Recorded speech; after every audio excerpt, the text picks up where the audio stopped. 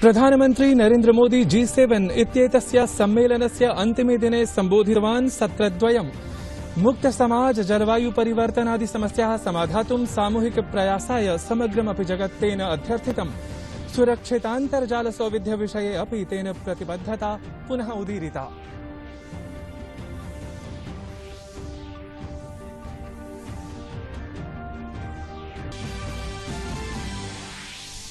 Corona संक्रमणस्य प्रकरणानि अपचीयन्ते, अत एव विविध राज्येषु आगमनिर्गमरोध प्ररोधस्य प्रक्रिया अस्ति समाश्रीयमाणा। दिल्ल्यां विषम व्यवस्था धृता, आगमनिर्गमरोध विधान प्रक्रिया समाप्ता। कर्णाटक हिमाचल महाराष्ट्रादिषु अपि यथा संभवं यथापेक्षं च आगमनिर्गमरोध प्ररोधः। नफ्ताली बेनेट जातः इस्राएल देशस्य नव प्रधानमन्त्री। 69 मतमानं विरुध्य 60 मतमानं विजित्य असौ जातः तत्रत्यः नूतन प्रधानमन्त्री। वैश्विकः नेतृवर्गः तावत् तस्मै ददाति शुभकामना सन्देशान्।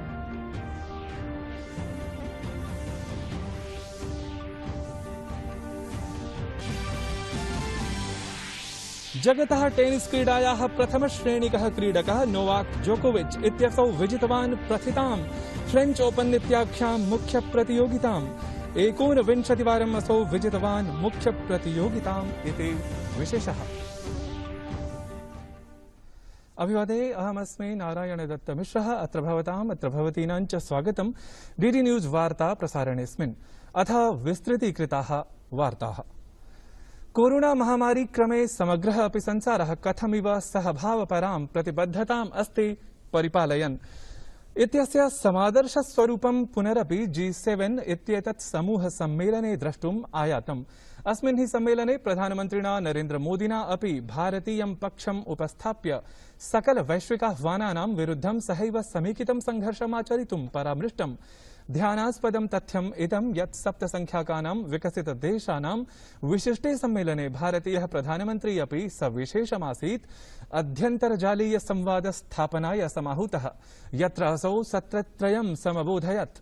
वस्तुतः ब्रिटेन देशस्य रमणीये समुद्रतटस्थिते कार्बिस बे इत्याख्ये नगरे विशिष्टमिदं सम्मेलनम् अनुष्ठितमासीत्। तावत् ऐषमः सम्मेलनम् अधिकम् उचितं पुनर्निर्माणम् इत्येतत् मूलमन्त्राश्रितम् आसीत्। On climate change, Prime Minister called for collective action, recognizing that this challenge cannot be addressed in silos. He spoke of India's achievements on climate action and shared that India is the only G20 country on track to meet its Paris commitments, which are 2-degree compatible. Appreciating the ambition demonstrated by the G7 on climate action and announcing net zero targets, Prime Minister highlighted the need for climate action to include all dimensions of mitigation, adaptation, technology transfer, financing, and equity, climate justice and lifestyle change to provide the necessary space for developing countries to grow. राजस्थाने कांग्रेस दल सन्नीतं शासनं पुनरेकदा अन्तः कलहाकुलं दृश्यते। अपरत्र गहलोत प्रशासनम् एकवारं पुनः दूरभाषध्वन्यङ्कन कारणात् अस्ति आक्षेप्यमाणम्। एतदर्थं राज्य प्रशासनम् अस्थिरतायाः स्थितिं सम्मुखीकरोति। अत्रान्तरे सचिन पायलटस्य दिल्ल्याम् उपस्थितिः तदीयां रुष्टतां संकेतयति। ध्यानास्पदमस्ति यत् अयं च आरोपः न कस्यापि अन्यस्य अपितु कांग्रेस दलीयस्य विधायकस्य एव अस्ति। पायलट पक्षस्य कांग्रेस दलीयः विधायकः वेद प्रकाश सोलंकी ही आक्षेपत् यत् गहलोत शासनेन कांग्रेस दलीय विधायकानां दूरभाषिक संभाषणानां ध्वन्यंकनं क्रियते। कई विधायकों ने जरूर कहा है कि फोन टेप हो रहे हैं। उसके साथ साथ में कई विधायकों ने, उन अधिकारियों ने ये भी कहा है, उनको डराने की कोशिश भी की है कि हमारे ऊपर से ऐसे इंस्ट्रक्शन आ रहे हैं, ऐसा लगने मिल रहा है कि जैसे कोई ट्रैप कराने की कार्रवाई हो रही है या ईसीडी पीछे लगी हुई है। इस तरह के 1-2 विधायकों ने कहा भी ये बात, और ये बात खुद मुख्यमंत्री जी को जाके 1-2 विधायकों ने कल बताई भी है। गहलोत शासनं यद्यपि ध्वन्यंकन रुष्टतादि वृत्तान्तं निराधारं घोषयति, परन्तु भारतीय जनता पार्टी इत्यनेन दलेन गहलोत शासनम् आक्षिप्तमस्ति। दलेन उक्तं यत् गहलोत शासनं विधायकानां दूरभाषिक संभाषण ध्वन्यंकनं राजनीतिकास्त्रत्वेन करोति। इत्थं सम्प्रति राज्ये मध्यावधि निर्वाचनं सम्भाव्यते। कोरोनां विरुध्य देशः संघर्षरतः अस्ति। केन्द्रस्य राज्यप्रशासनानां च उत्तमप्रयासकारणात् कोविड-19 इत्येतत् संक्रमणस्य नूतनप्रकरणेषु निरन्तरम् अपचितिः दृश्यते। गतेषु 6 दिनेषु न केवलं दैनिकानां नूतनप्रकरणानां संख्या 1 लक्षतः अपि न्यूना आसीत्, अपितु संक्रमणमितिः अपि अनारतं प्रतिशतं 5तः न्यूना एव अस्ति। गतासु 24 होरासु 80,834 च नूतनानि कोरोना प्रकरणानि समक्षम् आगतानि। इयं संख्या 1 दिनानन्तरं सर्वतः अल्पा अस्ति इति सूच्यते। गतासु 24 होरासु 1,62,62 च कोरोना रोगिणः स्वस्थीभूताः। भारते कोविड-19 इत्येतत् संक्रमणस्य वर्तमान प्रकरणानि भूयांसि अपचीय 10,26,159 च जातानि। अनुक्रमम् 31तमे दिवसे संक्रमणात् मुक्तानां जनानां संख्या दैनिकानां नूतनप्रकरणानां संख्यातः अधिका आकलिता। अपरतः स्वस्थतामितिः अपि 95.26 जाता, परन्तु साप्ताहिकी स्वस्थतामितिः अपचीय 4.74 आकलिता।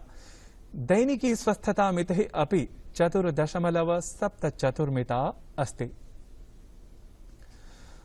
अपरत्र राज्येषु आगमनिर्गमरोध प्ररोधस्य प्रक्रिया द्रुतगत्या प्रवर्तते। दिल्ल्याम् एतत् प्रक्रियान्तर्गतम् अद्य प्रभृति आपणानि पूर्णतः उद्घाटितानि भवन्ति, अपि च समविषमव्यवस्था धृता प्रक्रिया अपि समाप्ता भवति।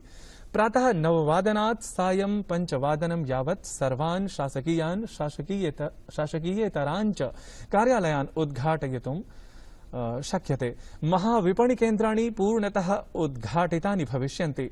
भोजनालयाः 50% क्षमतापूर्वकम् एव उद्घाटयिष्यन्ते। परं विद्यालयाः, महाविद्यालयाः, शिक्षणसंस्थानानि, तरणतालाः, चलच्चित्रगृहाणि, जलविहारकेन्द्राणि, विवाहभवनानि, सभागाराणि, तैलाभ्यञ्जनकेन्द्राणि, व्यायामशालाः, योगसंस्थानानि, उद्यानानि च सम्प्रति नैव उद्घाटयिष्यन्ते। दिल्ली विश्वविद्यालयेन स्नातकोत्तरकक्षयोः अन्तिमे वर्षे अधीयमानेभ्यः छात्रेभ्यः जून मासस्य 7 दिनाङ्कतः उद्घाटितपुस्तकाधृतायाः परीक्षायाः अस्ति आरम्भः विहितः। एवं दिल्ली विश्वविद्यालयः देशस्य प्रथमः तादृशः विश्वविद्यालयः यः कोरोना महामारीकाले विगते एव वर्षे उद्घाटितपुस्तकाधृतां परीक्षाम् आरब्धवान्। ओपन बुक एग्जामिनेशन में पिछले साल और अब में इसमें काफी इम्प्रूवमेंट्स आ गए हैं और मैं समझता हूं कि इस विशेष कोविड की परिस्थिति को निपटने के लिए ओपन बुक एग्जामिनेशन एक बहुत ही सार्थक एक कदम रहा है दिल्ली विश्वविद्यालय का। ध्यातव्यमिदं यत् परीक्षा प्रकारः ईदृशः छात्रेषु अस्ति जायमानः अतीव लोकप्रियः।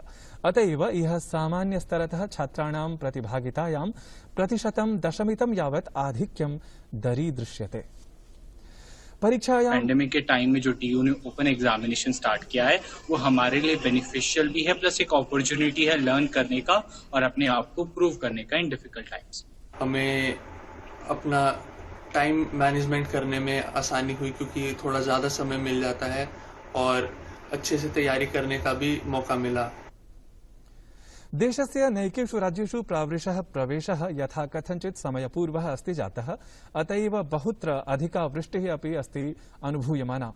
तावत् नैकेषु नगरेषु प्रभूता वृष्टिः अस्ति जायमाना। सहैव अग्रिमदिनद्वये अनेकराज्यानि साक्षात् करिष्यन्ति अतिवृष्टिम् इति सम्भाव्यते।